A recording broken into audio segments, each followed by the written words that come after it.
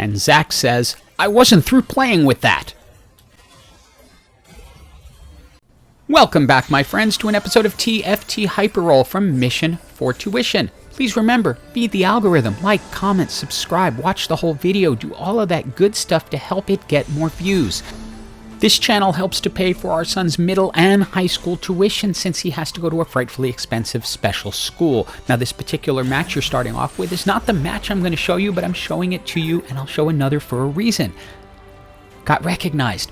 Princessa asked if I was the Mission for Tuition guy, and I had to say guilty, and I wasn't sure if that meant it was a good or a bad thing. But it turns out Princessa actually likes the content, which is really, really cool. I love when that happens. And I also found out this same thing happens to my kid a lot because he actually plays under the handle Mission for Tuition.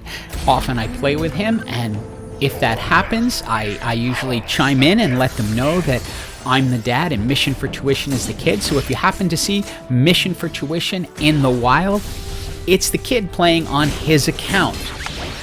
And we'll jump back to these games later, but I want to go over to the reason we're here, and that is to show you a build that is just, it's nonsensical right now. It really is.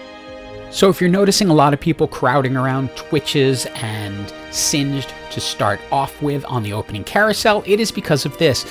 They retuned Chemtech, and it appears to be a little tiny bit broken. So first, let's look at what this change is and why it matters. On the left is the old buff, and you'll see it was pretty static, and it just scaled the time as your amount of champions went up. On the right, you see the new buff. They're going to scale attack speed, and they're going to scale the amount of health you're going to regen. This is going to be really, really critical as you get to the 5, 7, and 9 Chemtechs. And while I do suggest grabbing a Chemtech off the first carousel, leave yourself open to see what happens based on the augments. If you get instant injection, yeah, keep going. That's a sure sign that the game is at least wanting you to try to move into Chemtechs. Twitch can be a carry or an item holder, and Runan's Hurricane is probably one of your best items to start with on him. If you don't get 3 Chemtechs to start off with, you may be sacrificing the early part of the match, which isn't necessarily a bad thing. It's only 2 health points at this point, but you don't want to go crazy if you don't get that 3rd. You just want to make your best board possible and then hope for the best. By the way, if you happen to be offered a Challenger Heart, it's a pretty good idea to take it because it comes with a Warwick. This makes it pretty easy to start with 3 Chemtechs and 2 Challengers. Once you get that Chemtech buff rolling, you'll notice the impact almost immediately. The increased attack speed, the regenerating health allows them to stay in longer, and they're going to be doing a lot more damage and taking things out pretty easily. Of course, it's not foolproof if you run into the wrong team, one that's already powered up enough like this one with a couple of bodyguards and an arcane buff. You're not going to necessarily win, but as it gets later in the game, it's going to become easier and easier because they'll become more and more powerful. Augments, of course, are going to mean a whole lot. If you can get Chemtech specific ones like I did for the first one, that's great. Otherwise, I like to pick up things like Weak Spot, so you're going through armor, and or healing to increase the healing on your champs. I like to use Challenger as a backup, but once I get the chance to go to 5 Chemtechs, I'm gonna take it. Also remember that Mundo scales off of health, and so any chance to put additional health and a Sunfire Cape onto him, well, you just want to go for it because he's going to last a long time in fights. It's at this 5 Chemtech mark that you really see the impact. The additional attack speed and the additional health regeneration keeps them up a lot longer and makes it easier for them to win. For stage 6, I like to see where my power is. If my Warwick's up at 2 stars, I'm going to look for a Challenger. If it's my Twitch that's at 2 stars and better itemized, I'm going to look for an additional Assassin to go with him. If you can upgrade to have the 2 Bruisers, absolutely go for it. Again, Twitch might just be an item holder for Urgot or might be your ultimate carry. It depends how many you get. And as I mentioned earlier on, I'm not the first person to figure this out, so you're likely going to run into 1 or 2 people trying to run Chemtech. This is why you gotta watch the board, watch the lobby, watch the augments, watch the champions, see if it's building out well or if you have to pivot away. In this case, I had some great items on Twitch. I had picked up to a gold singed, and so I was willing to stick with it. And my parents always said that little things please little minds, so I don't know what it says about me that I was endlessly entertained by Singe trying to throw Mundo away and Zach just yanking him right back out of the air. It just had me laughing as it happened, and then when I watched it again, and then when I clipped it, and then even as I'm recording this. But as you can see, at 5, Chemtech's really, really strong. For that final augment, of course, you're hoping for a Chemtech augment, and in this case I got Chemical Overload 2, which enables them to explode when they die, which just leaves more damage there for them to do.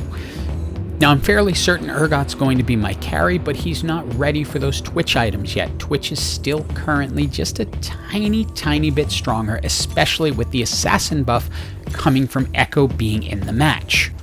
Ultimately, with Chemtech, you are going to be relying on Urgot or Victor, depending on how it goes, but you want to wait until you can see if you can get them up to 2 stars.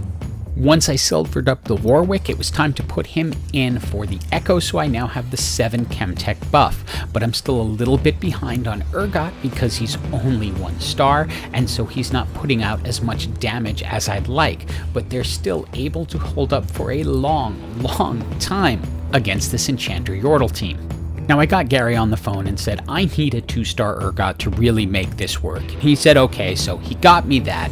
I decided to then go with the redemption onto Mundo to just make him stronger, because it's going to help along with that blue buff and the Gargoyle Stone Plate I picked up from the NPC round. Use the magnetic remover on Twitch, and now we have a fully itemized Urgot ready to go.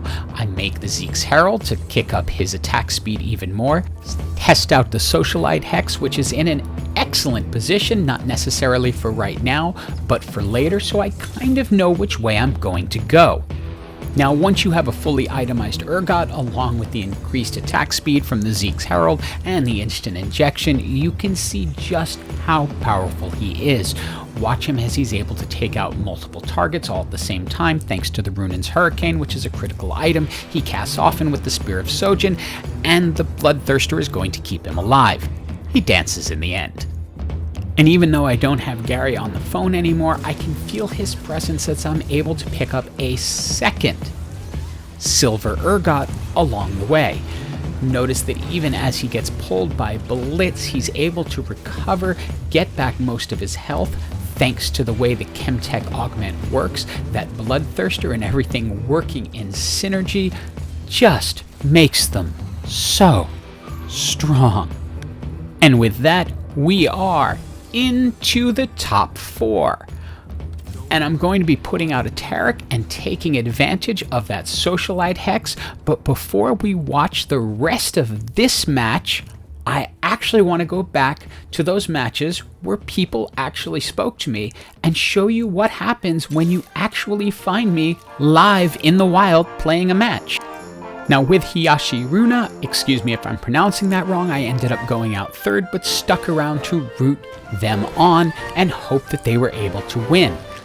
Luckily, they were able to absolutely defeat the other team and do a win right in front of me, to which I could congratulate them and let them know how excited I was, and they were pretty happy too. With Princessa, I went out 4th and then told her that it was her job to finish this thing off. She knew the lingo right away and let me know that she was going to do her own thing and call her friends at Riot.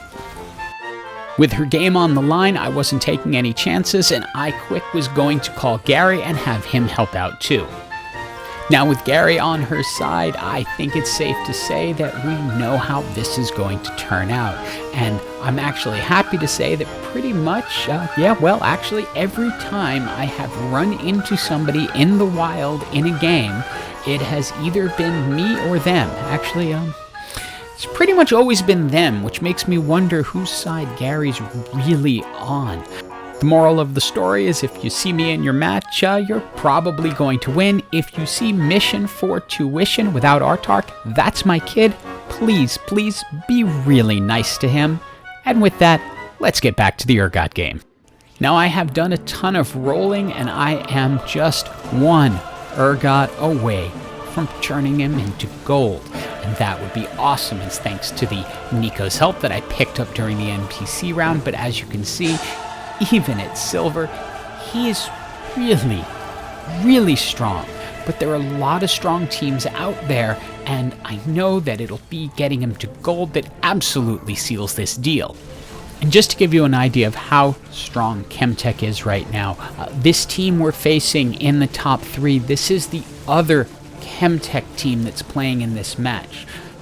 They got the victors, I got the Urgots, and even though I think you know how this is going to turn out, having 2 teams with the pretty much identical build with slightly different carries making it into the top 4 should give you an idea of just how strong it is. At this point, it's down to me against the Yordle Enchanter team, which everyone knows is really strong. But Gary came through with the extra Urgot, turning it into the God. Sorry, I just had to. It was so there to be said. Starting off with the instant injection is super key at this point, although it isn't absolutely necessary. There are other augments that would have worked great, especially if I had gotten to the 9 Chemtechs, at what point the attack speed buff would have been even more. But with the instant injection, Urgot starts off with an incredible attack speed and then gets it again once he loses 25% of his health. You can see that he's able to hold up against damage and take things down really quickly, and we all know how strong the Yordle Enchanters are. In between matches, we checked out one another's board and moved things around, and unfortunately I guessed wrong and ended up right in the path of the Shroud of Stillness when I thought I was going to be avoiding it. And now they have a Vigor out there. Yes, that's how I pronounce it. But that is not going to be enough to stop this absolute monster, who ends up taking it down to just their healers left, gets rid of Janna, then throws out the cat, and seals the win. Chemtechs are incredibly strong right now. If you have the right augments and the champions, play it. And one thing about this win, this one took me over into the hyper tier. Yay! Hope you enjoyed the video and have an absolutely, absolutely awesome day.